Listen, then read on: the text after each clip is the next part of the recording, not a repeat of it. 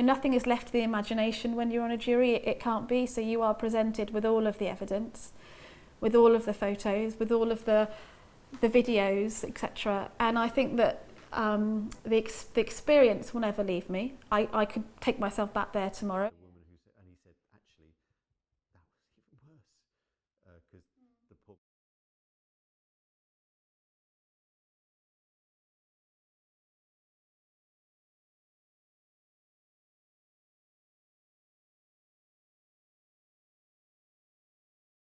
How has being a juror on this case affected you?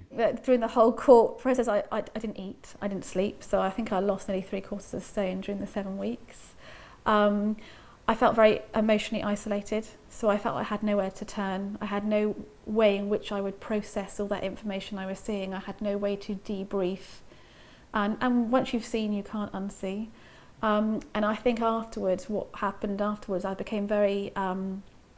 you get flashbacks, and so I found it very difficult to go to certain places that had been quite prevalent in the trial or that we had gone to visit.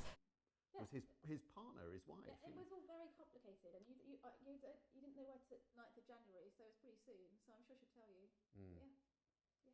Somebody's got to do it, and actually I'd rather it was me that did it, and I know that I've got a level of resilience, than it was somebody else. You know, somebody's got to be exposed to it, so why not me in many ways? During the trial, how were you affected when you were opening your jury bundle and seeing these images, or watching the videos, or hearing the testimony?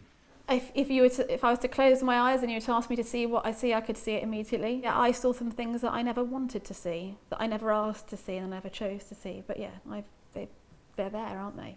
The case that was heard here at Bristol Crown Court was so horrific that, as he delivered his sentence, the trial judge, a man of authority and experience, broke down. But he, as a judge, would have been offered support. So too would have been the barristers and the police officers. But it appears the jurors, people who had to see every grim detail of this case, but they were offered nothing.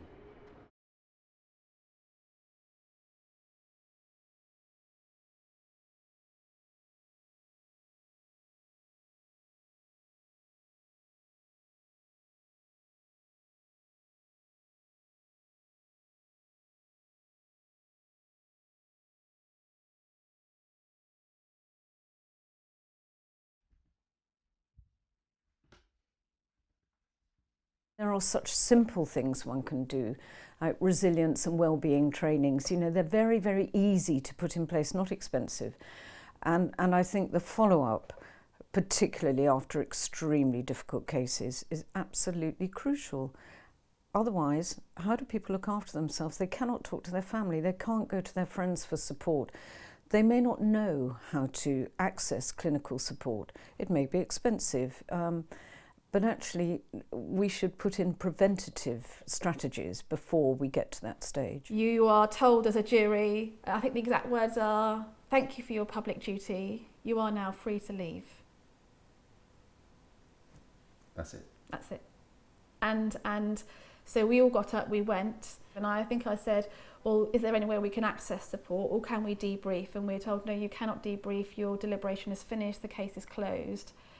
If you feel you need to talk to anybody, you can call the Samaritans.